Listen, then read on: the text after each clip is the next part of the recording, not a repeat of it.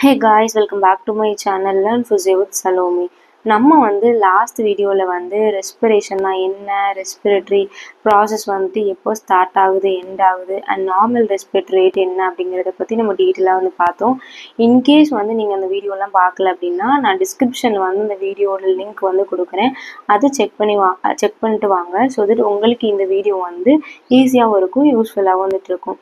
And பேசிக்காக ரெஸ்பிரேஷனில் நம்ம என்னென்னலாம் கற்றுக்கணும் அப்படிங்கிறத ஃபர்ஸ்ட் வீடியோவில் நான் பேசியிருப்பேன். இப்போ நம்ம டைப் ஆஃப் ரெஸ்பிரேஷன்லேருந்து நம்ம கண்டினியூ பண்ணலாம். ஓகேவா? டைப்ஸ் ஆஃப் ரெஸ்பிரேஷன் அப்படிங்கிறது என்ன அப்படின்னா, இப்போ ரெஸ்பிரேஷனை பொறுத்த வரைக்கும் நான் 2 விஷயம் சொன்னேன். ஒன்று ஆக்சிஜன் நம்ம உள்ளே எடுத்து CO2 வெளியே அனுப்புறது, இந்த ப்ராசஸ்க்காக தான் ரெஸ்பிரேஷன் சொன்னேன். இந்த ரெஸ்பிரேஷனில் டைப் இருக்கான்னு கேட்டிங்க அப்படின்னா ஆமாம், 2 டைப் இருக்கு. ஒன்று என்ன அப்படின்னா எக்ஸ்டர்னல் ரெஸ்பிரேஷன், இன்னொன்று இன்டர்னல் ரெஸ்பிரேஷன். இப்போ அந்த பேர்லேயே மீனிங் இருக்கு. எக்ஸ்டர்னல் ரெஸ்பிரேஷன் அப்படிங்கிறது என்ன அப்படின்னா வெளியே அட்மாஸ்பியரில், அதாவது நமக்கு சரௌண்டிங்கில் உள்ள ஏரை நம்ம இன்ஹேல் பண்ணி லங்குக்குள்ளே லங்கில் ஆல்வியோலே அப்படிங்கிற ஒரு ஸ்ட்ரக்சர் இருக்கும். ஓகேவா? இந்த ஆல்வியோலேருந்து நமக்கு கேப்லரிக்கு வரும். கேப்லரிலேருந்து ஆல்வியோலுக்கு, அதாவது ஆல்வியோவில் என்ன பண்ணும் அப்படின்னா ஆக்சிஜனை இது பண்ணி டிஃப்யூஸ் பண்ணி கேப்லரிக்கு அனுப்பும். கேப்லரியில் தான் நமக்கு பிளட் இருக்கும். ஸோ தட் அங்கே என்ன அப்படின்னா ஆக்சிஜனும் இந்த பிளட்டும், நல்ல பிளட்டும் ஆக்சிஜனும் சேர்ந்து நமக்கு ஆக்சிஜனேட்டட் பிளட்டாக மாறும். ஓகேவா? இந்த ஆக்சிஜனேட்டட் பிளட்டு திருப்பி ஹார்ட்டுக்கு போய் நமக்கு பம்ப் ஆகி எல்லா டிஷ்யூக்குமே சப்ளை பண்ணும். ஏன்னா எல்லா டிஷ்யூக்குமே நமக்கு ஆக்சிஜன் ரொம்ப முக்கியம். ஸோ தட் எல்லா டிஷ்யூக்குமே தேவையான ஆக்சிஜனை சப்ளை பண்ணுறது தான் இந்த ஆக்சிஜனேட்டட் பிளட்டோட வேலை. ஓகேவா? ஸோ தட் இந்த மாதிரி ஆல்வியோல என்ன பண்ணுது அப்படின்னா ஆக்சிஜனை கேரி பண்ணி கேப்லரிக்கு கேப்லரிலேருந்து ஆக்சிஜன் பிளட்டுக்கு ஆக்சிஜன் பிளட் டிஷ்யூக்கு சப்ளை பண்ணுது. இதில் எக்ஸ்டர்னல் ரெஸ்பிரேஷன் அப்படிங்கிறது இந்த ஆல்வியோல டு கேப்லரி நடக்கிற இந்த ப்ராசஸ் எக்ஸ்டர்னல் ரெஸ்பிரேஷன். ஏன் அப்படின்னா எக்ஸ்டர்னல் அட்மாஸ்பியர்லேருந்து நமக்கு ஆக்சிஜன் ஆல்வியோலுக்கு ஆல்வியோலேருந்து கேப்லரிலேருந்து போகுது. இது இன்டர்னல் ரெஸ்பிரேஷன் அப்படிங்கிறது என்ன அப்படின்னா இந்த ஆக்சிஜனேட்டட் பிளட் இருக்கு இல்லையா, இந்த பிளட்டு நம்ம டிஷ்யூக்கு போகும். ஒவ்வொரு டிஷ்யூக்குமே போகும்.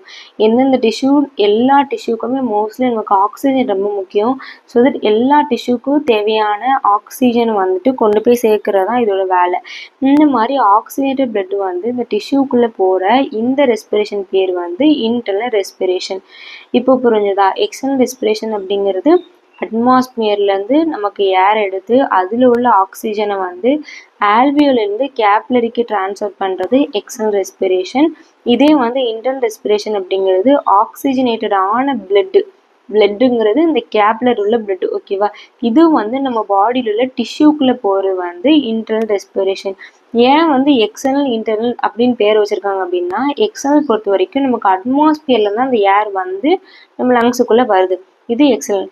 இன்டர்னல் அப்படிங்கிறத பார்த்தீங்க அப்படின்னா இந்த ஆக்சிஜன் எங்கேருந்து வருது, அட்மாஸ்பியர்லேருந்து வந்ததா? இல்லை, இது எங்கேருந்து வருது, நம்ம பாடிக்குள்ளேயே இருக்கிற இந்த கேப்லரிலேருந்து வந்தது. அதாவது உள்ளேருந்தே வந்ததுனால இதுக்கு பேர் இன்டர்னல். ஓகேவா? ஸோ தட் இது இன்டர்னல் ரெஸ்பிரேஷன். இப்போ இது ரெண்டையும் நம்ம டயக்ராமில் பார்க்கலாம். ஸோ தட் ஈஸியாக இருக்கும். ஃபஸ்ட்டு எக்ஸ்டர்னல் ரெஸ்பிரேஷன் பார்க்கலாம். ஓகேவா? எக்ஸ்டர்னல் ரெஸ்பிரேஷன் பொறுத்த வரைக்கும் நமக்கு அட்மாஸ்பியர்லேருந்து என்னது O2 ட்ராவல் ஆகி இங்கே லங்ஸுக்கு வந்துடுது. ஓகேவா? இதே CO2 நம்ம லங்ஸ்லேருந்து வெளியே CO2 பேருக்கு. இது என்ன அப்படின்னா எக்ஸ்டர்னல் ரெஸ்பிரேஷன். அதாவது என்விரான்மெண்ட்லேருந்து லங்ஸுக்கு வருது, லங்ஸ்லேருந்து நமக்கு என்விரான்மெண்ட்டுக்கு போகுது. என்விரான்மெண்ட்லேருந்து லங்ஸுக்கு வர்றது நமக்கு ஆக்சிஜன் வரும். இதே லங்ஸ்லேருந்து நமக்கு என்விரான்மெண்ட் போகிறது CO2 போகும். ஓகேவா? இதுதான் எக்ஸ்டர்னல் ரெஸ்பிரேஷன். இதே இன்டர்னல் ரெஸ்பிரேஷன் அப்படிங்கிறது என்ன அப்படின்னா நமக்கு கேப்லரிஸ், அதாவது கேப்லரிஸ் அப்படிங்கிறது ஒரு மைன்யூட்டான குட்டியான ஒரு பிளட் வெசல்ஸ். அங்கே தான் நமக்கு பிளட் வெசலுக்குள்ளே நமக்கு எரித்ரோசைட் இருக்குது. அங்கே ஆக்சிஜன் இருக்குது. இந்த ஆக்சிஜன் என்ன பண்ணுது அப்படின்னா டிஷ்யூக்கு டிரான்ஸ்போர்ட் பண்ணுது, அதாவது செல்ஸுக்கு டிரான்ஸ்போர்ட் பண்ணுது. அண்ட் செல்லு உள்ள வேஸ்ட் எல்லாமே திருப்பி கேப்லரிக்கு டிரான்ஸ்போர்ட் பண்ணுது. இந்த மாதிரி பிளட்லேருந்து செல்லுக்கோ இல்லைன்னா பிளட்லேருந்து டிஷ்யூக்கோ நடக்கிற ஒரு விஷயம் இன்டர்னல் ரெஸ்பிரேஷன். இப்போ இந்த 2 ப்ராசஸ்ல நீங்க கவனிச்சிங்க அப்படின்னா நம்ம பேசிக் பார்க்கும்போது ரெஸ்பிரேஷன் அப்படிங்கிற ஒரு விஷயம் சொல்லியிருப்பேன். ரெஸ்பிரேஷன் அப்படிங்கிறது O2 இன்சைட் த பாடி இல்லைன்னா இன்சைட் த டிஷ்யூக்கு போகுது. அண்ட் CO2 வந்து அவுட் சைடு வந்து வெளியே வந்து போகிறது. இந்த ப்ராசஸ் பேர் தான் ரெஸ்பிரேஷன் அப்படின்னு சொல்லியிருப்பேன். இப்போ இது ரெண்டுலையுமே நீங்கள் நோட் பண்ணீங்க அப்படின்னா ஆக்சிஜன் உள்ளே வந்த மாதிரி CO2வும் நமக்கு வெளியே வந்து போகுது. ஓகேவா? அதே மாதிரி இங்கேயுமே ஆக்சிஜன் வந்து டிஷ்யூக்குள்ளே வந்த மாதிரி CO2 வந்து டிஷ்யூ விட்டு வெளியே வந்து போகுது. இந்த மாதிரி 2 ப்ராசஸுமே நமக்கு நடக்கு. ஸோ தட் இது வந்து internal and external respiration. And இதுலையுமே வந்து கீழே வந்து இதோட எக்ஸாம்பிள்ஸ் வந்து கொடுத்துருக்காங்க. ஃபர்ஸ்ட் ஒன் வந்து என்ன அப்படின்னா எக்ஸல் ரெஸ்பிரேஷன் அப்படிங்கிறது gases between alveoli and blood அப்படிங்கிறது கேப்லரிஸ் தான். ஓகேவா? ஆல்வியோலைக்கும் கேப்லரிஸ்க்கும் நடக்கிற ஒரு விஷயம். அண்ட் அதுக்கப்புறம் டிஃபிஷியன்சி இந்த external respiration can be due to closed environment. எப்போ வந்து எக்ஸல் ரெஸ்பிரேஷன் வந்து நமக்கு நடக்காது அப்படின்னா இப்போ ஏதாவது ஒரு டைட் ஸ்பேஸ்க்குள்ளே போய் நம்ம மாட்டிக்கிட்டோம், ஒரு ரொம்ப இடுக்கமான ஒரு இடத்துக்குள்ள போய் மாட்டிக்கிட்டோம், அங்கேயே ஏர் இல்லை அப்படிங்கிற பட்சத்தில் நமக்கு வந்து இந்த எக்ஸல் ரெஸ்பிரேஷன் பாதிக்கிறதுக்கான வாய்ப்பு வந்துட்டு இருக்கு. இன்னொன்று வந்து புவர் வென்டிலேஷன், இல்லைன்னா வந்து ஒரு கிணத்துக்குள்ளே விழுகிறதோ, இல்லைன்னா வந்துட்டு நமக்கு ஏதாவது ஒரு இடத்துல வந்து வென்டிலேஷனே ஒரு ஏரே வந்து ஒழுங்காக இல்லாத இடத்துல இந்த எக்ஸல் ரெஸ்பிரேஷன் வந்து டிஃபிஷியன்சி வந்து ஆகுது. இன்னொன்று வந்து டாக்ஸிக் அண்ட் பாய்சனஸ் எண்ணம், ஒரு சில இடத்துல வந்து டாக்ஸிக் கேஸஸ்லாம் வந்து ரிலீஸ் ஆகும் இல்லையா, அந்த கேஸஸ் வந்து இன்ஸ்பயர் பண்ணும்போது நமக்கு என்ன ஆகும், அது வந்து உள்ளே போய் நமக்கு டேமேஜ் வந்து பண்ணி நம்ம இறந்து வந்து போயிடுவோம். லைக் கார்பன் மோனாக்சைடு அந்த மாதிரி வந்துட்டு இருக்கு. ஓகேவா? ஸோ தட் இந்த மாதிரி இடத்துல வந்து இந்த எக்ஸல் ரெஸ்பிரேஷன் வந்து டிஃபிஷியன்சி வந்து ஆகுது.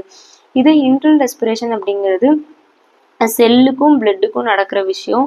இது வந்து எப்போ நடக்கும், இது வந்து ஃபெயிலியர் எப்போ நடக்கும் அப்படின்னா எப்பயாவது கொஞ்சம் கண்டிஷனில் அந்த இன்டர் ரெஸ்பிரேஷன் வந்து ஃபெயிலியர் வந்து ஆகும். எப்போ அப்படின்னா ஒன்று வந்து பிளட்டு லாஸ் ஆகுறது. பிளட்டு லாஸ் ஆகுறதுனால பிளட்டு தான் ஆக்சிஜன் கேரி பண்ணி கொண்டு வரணும். இப்போ பிளட்டே இல்லை அப்படிங்கிற பட்சத்தில் டிஷ்யூக்கு வந்து ஆக்சிஜன் வந்து போய் சேராது. ஸோ தட் அப்போ வந்து என்ன ஆகுது அப்படின்னா அந்த இன்டர் ரெஸ்பிரேஷன் வந்து ஃபெயிலியர் வந்து ஆகுது. இன்னொன்று வந்து சைனைட் பாய்சனிங். சைனைட் பாய்சனிங்லுமே நமக்கு வந்து இந்த இன்டர்னல் ரெஸ்பிரேஷன் வந்து ஃபெயிலியர் வந்து ஆகுது. இந்த 2 விஷயத்துலையுமே நமக்கு வந்து இன்டர்னல் எக்ஸ்டர்னல் ரெஸ்பிரேஷன் வந்து ஃபெயிலியர் வந்து ஆகுது. ஓகேவா? அண்ட் மோஸ்ட் காமனாக நம்ம பார்த்தோம் அப்படின்னா எக்ஸ்டர்னல் ரெஸ்பிரேஷன் தான் காமனாக ஃபெயிலியர் வந்து ஆகுது compare to internal respiration. Okay, இப்போ வந்து ஃபேஸஸ் ஆஃப் ரெஸ்பிரேஷன் வந்து பார்க்கலாம். ஃபேஸஸ் ஆஃப் ரெஸ்பிரேஷன் பொறுத்த வரைக்கும் என்ன அப்படின்னா நமக்கு ரெஸ்பிரேஷன் வந்துட்டு 2 ஃபேஸில் வந்து நடக்குது. அதாவது 2 இதில் வந்து நடக்குது. ஓகே, 2 ஸ்டெப்ஸில் வந்து நடக்குது. ஒன்று வந்து என்ன அப்படின்னா இன்ஸ்பிரேஷன், இன்னொன்று வந்து எக்ஸ்பிரேஷன். எல்லாருக்குமே தெரிஞ்சிருக்கணும். இன்ஸ்பிரேஷன் அப்படிங்கிறது ஆக்சிஜனை வந்து நம்ம பாடிக்குள்ளே இன்டேக் வந்து பண்ணுறது. லைக் நம்ம வந்து இன்ஸ்பயர் பண்ணி மூச்சு இழுத்து உள்ளே விடுறது. இதே எக்ஸ்பிரேஷன் அப்படிங்கிறது நமக்கு CO2 வந்து வெளியே அனுப்புறது, எக்ஸேல் வந்து பண்ணுது. ஓகேவா? இப்போ இன்ஸ்பிரேஷன் பொறுத்த வரைக்கும் என்ன அப்படின்னா இது வந்து ஒரு ஆக்டிவ் ப்ராசஸ். ஆக்டிவ் ப்ராசஸ் அப்படின்னா இப்போ ஒருத்தவங்க வந்து இன்ஸ்பயர் பண்ணணும் அப்படின்னா அவங்களுக்கு வந்து ஆக்சிஜன் வந்து தேவை வந்து படும். ஓகேவா? ஆக்சிஜன் தேவைப்படணும் அப்படின்னா அவங்க வந்து ஆக்டிவாக மசில் கன்ட்ராக்ஷன் மூலமாக நமக்கு வந்து ஆக்டிவ் ப்ராசஸ் மூலமாக எனர்ஜி கன்சப்ஷன் மூலமாக இந்த ப்ராசஸ் வந்து நடக்கும். இதே எக்ஸ்பிரேஷன் நீங்கள் நோட்டீஸ் பண்ணீங்க அப்படின்னா அதுக்கு வந்து மோஸ்ட்லி மசில்ஸ் வந்து அவ்வளோவா கிடையாது. சும்மா ரிலாக்ஸ்டாக இருந்தாலே நமக்கு பாசிவாக வந்து இந்த ப்ராசஸ் வந்து நடக்கும். ஆக்சிஜன் தேவை இல்லாமையே இந்த எக்ஸ்பிரேஷன் வந்து நடக்கும். இது வந்து எக்ஸ்பிரேஷன் ப்ராசஸ். ஓகேவா? அதாவது எக்ஸ்பிரேஷன் ப்ராசஸ் வந்து நீங்கள் பாசிவ் ப்ராசஸ், எந்த ஒரு மசிலுமே வந்து அவ்வளோவா தேவை வந்து படாது. அண்ட் இதுக்கு வந்து ஈஸியாக வந்து நம்ம பண்ணலாம். இதே இன்ஸ்பயர் வந்து அப்படி கிடையாது. இன்ஸ்பயர் பொறுத்த வரைக்கும் நமக்கு வந்து என்ன அப்படின்னா மசிலோட ஃபங்க்ஷன் அண்ட் அதுக்கப்புறம் ஆக்சிஜன் ரெக்குவயர்மெண்ட் அந்த மசிலுக்கு இது எல்லாமே வந்து ஒரு இம்பார்ட்டண்டான விஷயம். ஓகே, இப்போ வந்து நம்ம இதோட இந்த வீடியோ வந்து ஃபினிஷ் பண்ணிக்கலாம். நான் அடுத்த வீடியோவில் வந்து functional anatomy of respiratory tract பற்றி பார்க்கலாம். Thank you. Your next video. Bye.